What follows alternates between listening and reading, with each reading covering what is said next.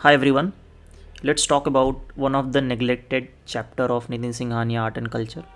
तो अगर आप कोई स्ट्रैटेजी वीडियो देखोगे तो उसमें टॉपर्स हों या इंस्ट्रक्टर हों, आपको कहेंगे कि कुछ चैप्टर्स आपको नितिन सिंघानिया के छोड़ देने चाहिए। जनरली यस, बट ये जो चैप्टर 12 है लैंग्वेज का, this year it is most important क्योंकि हमने बहुत सारी क्लासिकल लैंग्वेज अनाउंस किया है। तो उसको ध्यान में रखते हुए मैं आपका 10 से 12 मिनट लूँगा और इसमें मैं आपको लैंग्वेज से लेके जो भी चीज़ें आएंगी ना वो मैं कवर करा दूंगा from Nitin Singhania plus current affair. ठीक है, आप इसको चलते चलते एज ए पॉडकास्ट की तरह सुन लो, सब याद हो जाएगा। और कहते हैं ना कि इससे एक दो क्वेश्चन आता है, ट्रस्ट मी, एक दो क्वेश्चन से ही आपका अटेम्प्ट जो है वो मेक या ब्रेक हो सकता है। I am speaking from experience, जिसका 2 क्वेश्चन की वजह से सिलेक्शन नहीं हुआ था। So let's start, okay, without any delay. So let's start कि लैंग्वेज क्या होती है। Language is a system of communication, ठीक है। और संस्कृत जो कि हमारी most ancient and most used language है, so it is one of the 22 scheduled language. सो अगर ये आपको फर्स्ट में दिख गया तो इसका मतलब कि शेड्यूल्ड लैंग्वेज पढ़ना इज़ ए मस्ट, ठीक है। थोड़ा डेवलपमेंट ऑफ संस्कृत के बारे में बात करते हैं। It belong to Indo Aryan group. So languages को बहुत सारे ग्रुप्स में बांटा गया है, नितिन सिंघानिया में दिया गया है, बट आपको पढ़ने की ज़रूरत नहीं है। और जो भी उसको पढ़ रहा होगा वो उसको रिटेन नहीं कर पाएगा। अगर उसने रिटेन कर भी लिया तो बाकी सब्जेक्ट्स नहीं कर पाएगा। So ultimately you will win, ठीक है। तो ये गेम ऑफ एलिमिनेशन है कि who is smarter than who, ठीक है। आपको सब कुछ नहीं पढ़ना है, उतना पढ़ना जितना आप यूज कर पाओ, ठीक है। So Panini was first who wrote Ashtadhyayi, जो कि संस्कृत का ग्रामर है। ये फैक्ट है जो आपको याद करना है, ठीक है। उसके बाद महावाशु, जो कि हीनायान बुद्धिज़्म का एक इम्पॉर्टेंट टेक्स्ट है जिसमें संस्कृत, पाली, प्रकृत यूज हुआ है। ललित विस्तारा, जो कि महायान का इम्पॉर्टेंट टेक्स्ट है, इसमें भी संस्कृत यूज हुआ है। So this is we are talking about Sanskrit development, ठीक है। उसके बाद अश्वघोषा इज़ ए इम्पॉर्टेंट राइटर जिन्होंने बुद्ध चरिता लिखा है, इन्होंने भी संस्कृत का यूज किया हुआ है, ठीक है।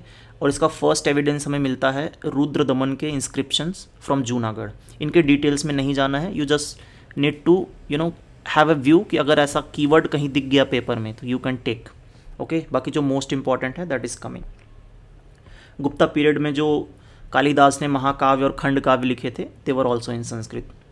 बट प्रॉब्लम ये था कि Sanskrit was only used by high class, priestly class, जो कि हाई वर्ण के लोग होते थे, और कॉमनर्स के लिए संस्कृत नहीं था, ठीक है। उसके बाद हम आते हैं अदर लैंग्वेज में। तो प्रकृति जो है उसको एक वाइडर टर्म मान सकते हैं। प्रकृति से बहुत सारी लैंग्वेज निकली, जिसमें Pali was one of the important. It was used by Theravada Buddhism, और जो बुद्धिज़्म की त्रिपतिका लिखी गई हैं वो पाली में लिखी गई हैं। पाली वॉज डिसेंडेंट फ्रॉम प्रकृति, ठीक है। प्रकृति का एक और वो है डिसेंडेंट है जो कि अर्धमगधी है, जो कि जैन अगम्स में यूज हुआ है। अब आप देखो, मैं सारी लैंग्वेज क्यों नहीं डिस्कस कर रहा हूँ, क्योंकि जो पाली, प्रकृति, अर्धमगधी और ये सुरसेनी लैंग्वेजेस हैं, ये हमारे मोस्ट इंपॉर्टेंट जैनिज़्म और बुद्धिज़्म में यूज़ हुई हैं। तो इनके आने का और हिट होने का चांस ज़्यादा है कंपेयर टू अदर वंस, ठीक है। सो लेट्स स्टार्ट। सो प्रकृति में पाली है, उसके बाद अर्धमगधी है, उसके बाद सुरसेनी है, महाराष्ट्रियन प्रकृति है, इलू है, ठीक है। जो अर्धमगधी है, it was spoken by Gautam Buddha and Mahavir, ठीक है। I hope you know about these two. And Mahajanapadas के कोर्ट में it was being used as a official language, और अर्धमगधी को कॉमन लोग भी यूज़ करते थे, ठीक है। और अशोका के रॉक एडिक्ट्स में भी अर्धमगधी का यूज हुआ है, ठीक है। और ये तो मैंने बता ही दिया कि जो जैन अगम्स थे कि टीचिंग कंपाइलेशन ऑफ महावीर, जो उनके डिसाइपल्स और वो लोग डिस्कस करते थे, उन्होंने अगम्स में वो कर रखा था, कंपाइल कर रखा था। तो ये भी अर्धमगधी में लिखा गया है, ठीक है। उसके बाद ये 2 बुक्स के नाम हैं, although they are not important, so leave them. उसके बाद हम डिस्कस करते हैं ऑफिशियल लैंग्वेज, ठीक है। हमारे इंडियन कॉन्स्टिट्यूशन में आर्टिकल 341 में ऑफिशियल लैंग्वेज का जिक्र किया गया है, जिसमें बताया गया कि जो हिंदी है, Hindi language in Devanagari script should be used as a official language of. अब हम बात करेंगे यूनियन की, अभी सेंटर की बात नहीं हो रही है, ठीक है। तो आर्टिकल 343(1) में डिस्कस किया गया था कि जो हिंदी है in Devanagari script it will be used as a official language. But जब हमारा कॉन्स्टिट्यूशन इन्फोर्समेंट में आया तब से 15 साल तक इंग्लिश भी चलती रहेगी, बट 15 साल बाद उसमें प्रोविजन था कि ऑटोमेटिकली स्टॉप हो जाएगी। बट इसको लेकर जो नॉन हिंदी स्पीकिंग स्टेट्स हैं उन्होंने प्रोटेस्ट किया, तो उसके बाद गवर्नमेंट ने एक एक्ट लिया जिसका नाम था official language act for union. इसमें हिंदी को इन्होंने ऑफिशियल लैंग्वेज डिक्लेयर किया, इंग्लिश को सब्सिडियरी लैंग्वेज डिक्लेयर किया। ठीक है, तो अगर आपको ऑफिशियल लैंग्वेज पूछा जाए तो हिंदी है, सब्सिडियरी इंग्लिश है। ठीक है, आर्टिकल 343 में आएगा। ओके, उसके बाद ये तो यूनियन की बात होगी। अब स्टेट्स को भी तो कुछ ऑफिशियल लैंग्वेज देना पड़ेगा। तो हमने क्या किया था कि हमने 8th शेड्यूल में अपनी लैंग्वेजेस रखी थी जो कि स्टेट अपनी as a official language use कर सकते हैं। बट स्टेट पे कोई कंपल्सन नहीं है कि उनको इन्हीं 8th शेड्यूल में से ही यूज करना है। वो अपने मर्जी की भी कोई लैंग्वेज यूज़ कर सकते हैं depending on their own comfort. ठीक है, तो बट इनिशियली 14 लैंग्वेज थी हमारी 8th शेड्यूल में। उसके बाद हम 21st कॉन्स्टिट्यूशनल अमेंडमेंट में सिंधी को ऐड किया हमने। फिर 71st कॉन्स्टिट्यूशनल अमेंडमेंट में हमने Konkani, Manipur, Nepali. This was the question in UPSC prelims 2024 जो कि मैं गलत करके आया था। ठीक है, ओके, दैट हर्ट्स। ठीक है, उसके बाद 92nd कॉन्स्टिट्यूशनल अमेंडमेंट एक्ट में 4 लैंग्वेज जो कि बोडो, मैथिली, डोगरी एंड संथली ऐड हुई थी। ठीक है, तो ये PYQ की तरह भी आप देख सकते हो कि इसका वेटेज थोड़ा सा बढ़ गया है अपकमिंग ईयर में। तो यहाँ से हो सकता है कोई एक स्टेटमेंट बना के दे दे अगर आपको क्लासिकल लैंग्वेज के बारे में पूछ रहा है, तो यहाँ से आप थोड़ा हेल्प ले सकते हो। ठीक है, तो this is the main gist of this lecture. ठीक है, तो नाउ 14 थे, ये सारे ऐड होके हमारे पास टोटल 22 हो गए। आपको एक चीज़ ये ध्यान रखनी है कि इंग्लिश जो है वो हमारी ऑफिशियल लैंग्वेज 8th शेड्यूल में एडेड नहीं है। कौन सी नहीं है? इंग्लिश। गुड। और मैंने पहले ही बताया था कि state need not to select from 8th schedule, वो अपने मन से कर सकते हैं। अगर आप कुछ एग्जांपल देखो, जैसे आंध्र प्रदेश, नागालैंड जो है वो इंग्लिश यूज़ करते हैं अपने ऑफिशियल लैंग्वेज के तौर पे। पुडुचेरी जो अभी फ्रेंच यूज़ करता है। ठीक है, इसके पीछे हिस्ट्री है, बट एनीवे अब हमने पढ़ लिया। ठीक है, क्या पढ़ लिया हमने? इंडियन लैंग्वेज के बारे में थोड़ा सा, पुरानी लैंग्वेजेस के बारे में पढ़ लिया, पाली प्रकृत के बारे में पढ़ लिया, ऑफिशियल लैंग्वेज के बारे में पढ़ लिया, आर्टिकल 343 याद रखना है आपको। इंग्लिश जो है हमारे 8th में नहीं है, ये भी याद रखना है आपको। ठीक है, अब आते हैं सर क्लासिक लैंग्वेज पे, क्लासिकल लैंग्वेज। तो 2004 में मिनिस्ट्री ऑफ, बताओ कौन सी मिनिस्ट्री ने स्टार्ट किया होगा? It's a question for you. ठीक है, क्राइटेरिया क्या होता है क्लासिकल लैंग्वेज डिक्लेयर करने का? ठीक है, उसके बाद देखेंगे उसका बेनिफिट क्या होता है, कौन करता है और कौन कौन सी नई ऐड हुई हैं। ये आपका करंट अफेयर वाला पार्ट है।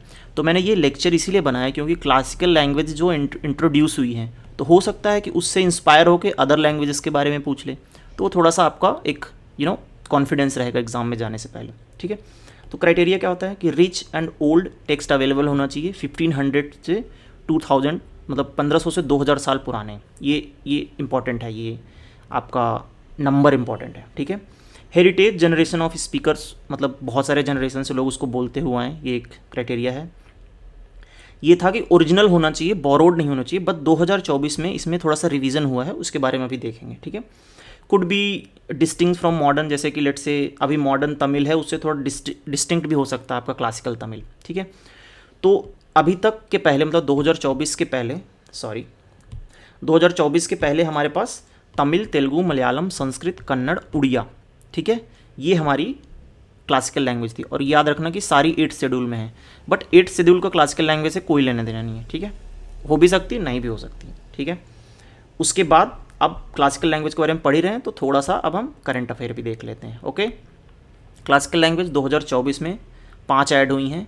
PM बाप करके आप याद कर लो, शॉर्टकट क्या हो जाएगा? पाली, मराठी, बंगाली, असमीज़, प्रकृति। या आप अपनी तरफ से कुछ बना लो, पाली, प्रकृति, असमी, बंगाली, मराठी, जो भी आपको ठीक लगे याद करने के लिए। ठीक है, तो हाँ, इसका डिसाइड कौन करता है? कल्चर मिनिस्ट्री में लिंग्विस्टिक एक्सपर्ट कमेटी होती है, वो डिसाइड करती है। ये 2004 से इन्होंने क्लासिकल लैंग्वेज स्टेटस देना शुरू कर दिया था।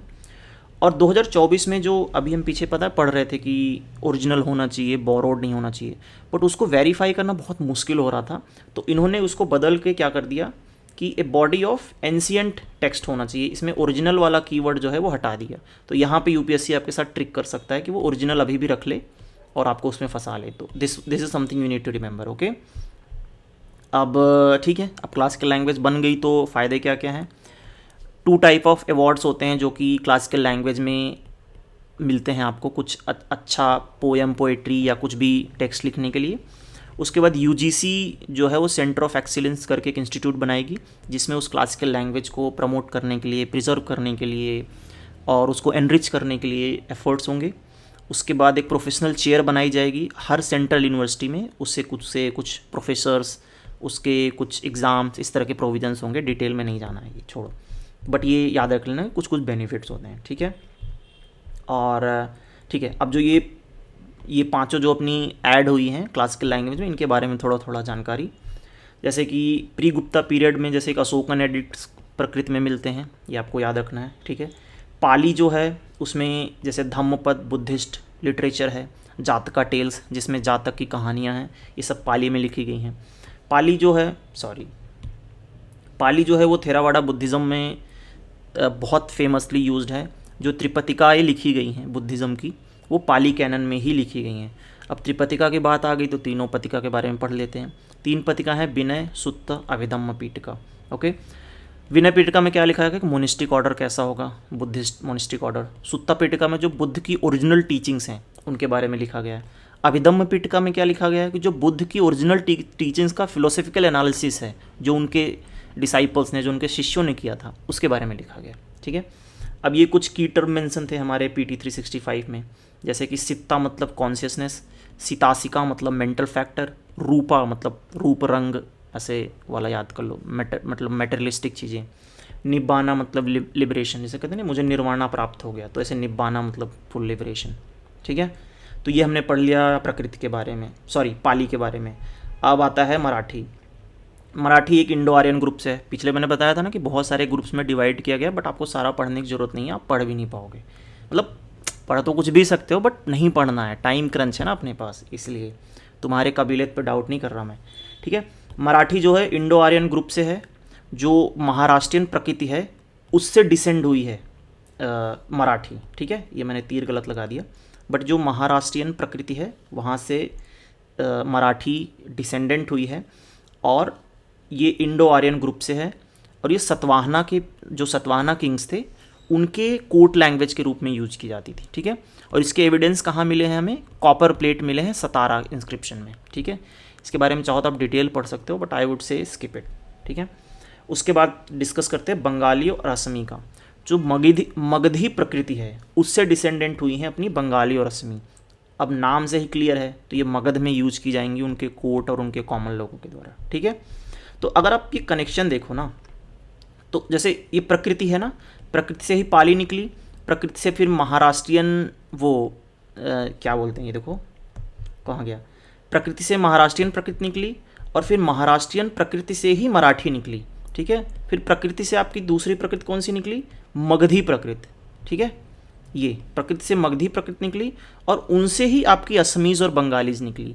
तो अगर आप ऐसे मैप में भी देखोगे ना, तो ये वाला जो रीजन है मगध का, तो उस हिसाब से ये असमीज़ और बंगाली है। मतलब ऐसे आपके दिमाग में थोड़ा सेट होना चाहिए कि ये सब आ क्यों रहा है, कनेक्ट रहेगा तो याद करना आसान रहता है, ठीक है।